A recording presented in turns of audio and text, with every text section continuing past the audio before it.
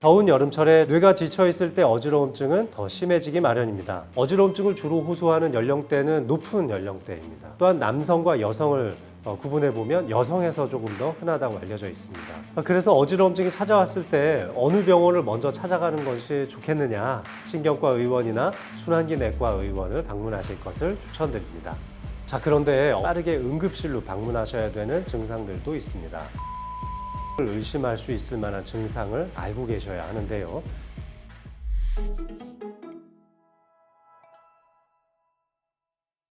안녕하세요. 셀코TV 시청자 여러분, 신경과 전문의 장민욱입니다. 무더운 여름철 하면은 바캉스에 또 해변, 물놀이, 굉장히 건강한 이미지들이 많이 떠오르죠. 하지만 여름철에 주의해야 될 질환들도 몇 가지 있는데요. 흔히 탈수나 또 많이 지쳐있을 때 더 잘 생기는 어지러움증에 대해서 오늘 한번 알아보겠습니다. 일반적으로 어지러움증 하면 결국 뇌에서 느껴지는 감각인데요. 우리가 균형을 잡는다는 것은 크게 세 가지의 요소가 중요한데, 그 첫 번째는 눈에서 느껴지는 시각적 정보이고, 두 번째는 근골격계에서 느껴지는 근골격계 위치 감각 정보가 중요합니다. 마지막으로 세 번째로는 귀 속에 들어있는 전정신경계의 느낌이 중요하죠. 이 세 가지 요소 중에 한 가지만이라도 어떤 장애를 갖고 계신다거나 이쪽 질환을 겪었던 분들이라면 이 정보를 처리하는 뇌의 능력에 있어서 한계가 발생하면서 더욱더 어지러움증이 잘 생기는 겁니다. 그런데 이 세 가지 기능 중에 두 가지 이상이 망가지게 되면 뇌 기능이 좋아도 어지러움증을 꾸준히 계속 느낄 수도 있습니다. 자, 그런데 이런 세 가지 기능이 모두 다 좋더라도 뇌 기능이 떨어지면 어지러울 수 있고, 한 가지 기능이 만성적으로 안 좋은 분들은 여름철에 뇌가 좀 지치고 피로해져 있을 때 어지러움증을 느낄 수가 있죠. 모든 기능이 좋았는데도 어지러움증을 느끼는 대표적인 게 바로 뇌혈관 질환, 뇌졸중이라고 할 수 있습니다. 이런 정보를 처리해줘야 되는 뇌에 직접적인 타격이 가해지고 뇌에서 이런 정보 처리를 아예 할 수 없는 상황이라면 중추성 어지러움증을 느낄 수 있는 것입니다.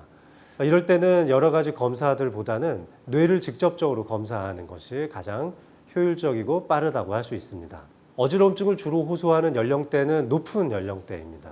노화에 따라서 시력도 좀 감퇴될 수 있고 또 청력도 떨어지게 되죠. 이런 것들 때문에 시각적 정보 처리 능력이나 전정신경계 정보 처리 능력이 같이 떨어지게 됩니다. 뿐만 아니라 무릎에 관절염을 겪으시는 분들도 많고, 또 허리 쪽 문제 때문에 골반의 근육이 약해지고 균형을 잡는 능력도 좀 떨어지시는 분들이 있죠. 이런 경우라면 더욱더 어지러움증을 잘 겪을 수 있다는 겁니다. 따라서 고령자에게서 어지러움증이 더 흔한 것은 어찌 보면 당연한 결과이기도 합니다. 또한 남성과 여성을 구분해보면 여성에서 조금 더 흔하다고 알려져 있습니다. 여성의 근골격계 계통의 발달 능력이 조금 떨어지게 되어 있고, 그리고 또한 심리적 원인에 의한 어지러움증을 좀 더 잘 겪는다고 알려져 있습니다. 최근 국내에서 발표된 자료에 따르면은 대략 한 45% 정도의 환자들이 시민성 어지러움증을 겪는 것으로 알려져 있습니다. 이런 시민성 어지러움증을 겪고 있는 경우에는 그 어떤 검사를 해도 다 정상으로 나오기 때문에 환자들도 마음이 굉장히 답답하기도 합니다. 이런 경우에는 전정신경계의 기능을 조금 더 끌어올려주는 약물을 처방하기도 하지만, 근본적으로 어지러움에 대한 두려움을 좀 상쇄시켜 줄 수 있는 항불안제 계열의 약을 처방해서 복용하는 것이 가장 좋은 치료법이라고 할 수 있겠습니다. 어지러움증을 호소하는 환자분들의 표현이 정말 다양한데요. 세상이 빙글빙글 도는 것 같다, 또는 세상은 가만히 있는데 내가 도는 것 같다, 이렇게 말씀하기도 합니다. 이런 것들을 회전형 어지러움증이라고 합니다. 크게 이 귀 쪽에 문제가 있을 경우에 잘 생깁니다.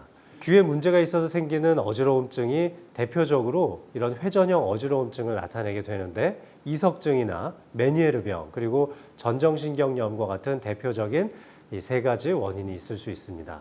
전정신경염이나 메니에르 같은 경우는 수시간에서 며칠 동안 어지러움증을 겪기도 하니까 그 고통이 이루 말할 수 없이 심하다고 할 수 있습니다. 이석증 같은 경우에는 십수초 또는 수십 초에서 수분 정도로 매우 짧게 지속이 되는 특징이 있는데, 고개를 돌린다거나 몸을 움직일 때 어지러움증이 유발되고 가만히 한 자세를 유지하고 있으면은 어지러움증이 좋아지는 특성을 가지고 있습니다.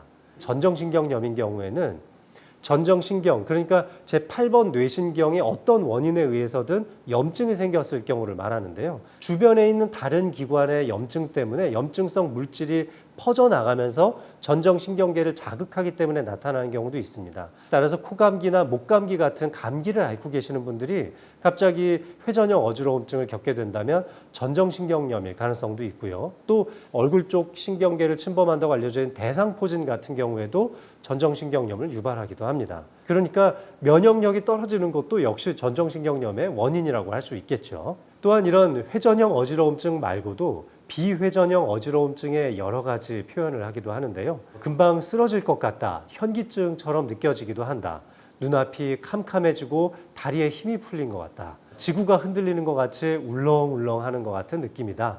이렇게 회전하는 느낌은 아니지만 나의 균형에 장애를 받고 있는 것 같은 느낌이 들 때에도 모두 다 어지러움증이라는 표현을 쓸 수 있는데, 이런 비회전형 어지러움증의 가장 대표적인 것이 바로 실신할 것 같다는 느낌입니다. 이런 현상은 주로 뇌혈류에 장애가 생겼을 때 많이 생기는데요. 아주 급격한 경우에는 수초 안에 의식을 잃고 그 자리에서 쓰러지기도 하기 때문에 매우 주의가 필요하죠.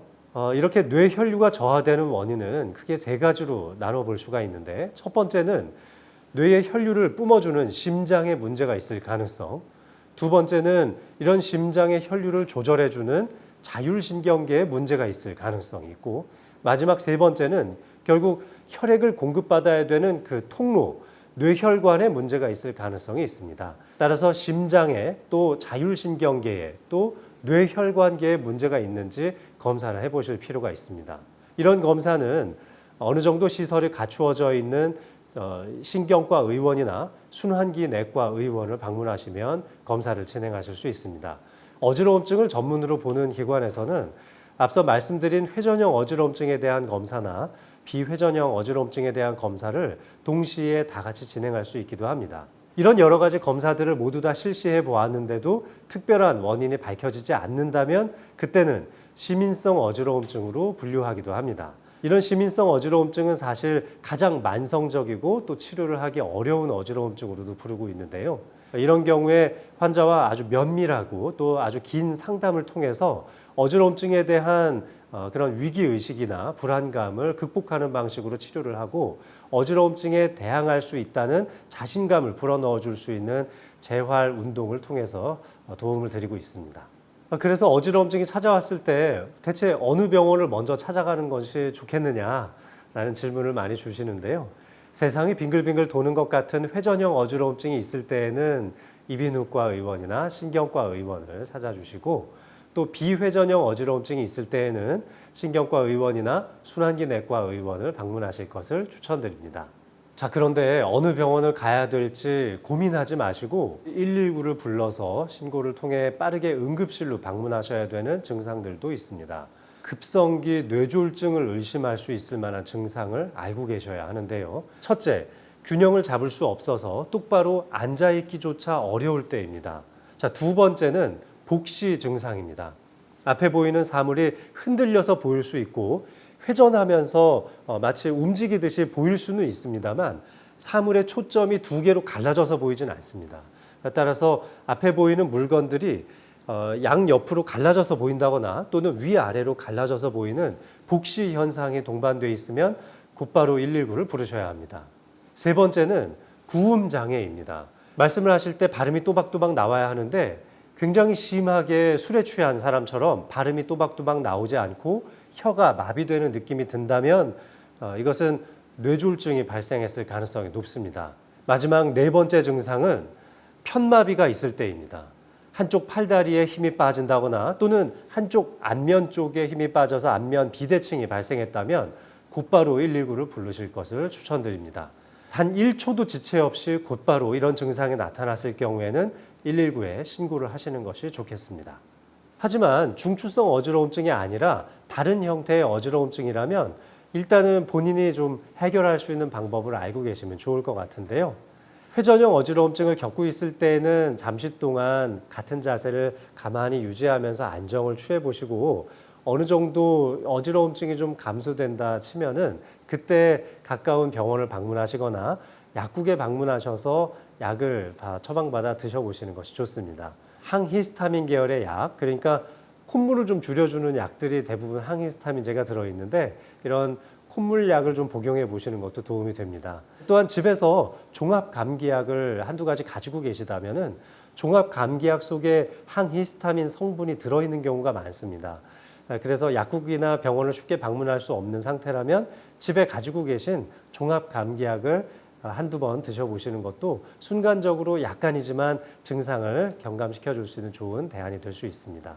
그럼 어지러움증이 나타났을 때 어떻게 행동해야 될까요? 조금씩 몸을 움직이거나 또는 고개를 움직일 때 발생하는 회전형 어지러움증이라면 한 자세를 가만히 유지한 채로 휴식을 취할 것을 추천드립니다. 어지러움증이 어느 정도 줄어들고 나면 그때 이비인후과나 신경과를 방문해서 이것을 극복할 수 있는 약물 치료와 재활 치료를 하시면 되겠습니다.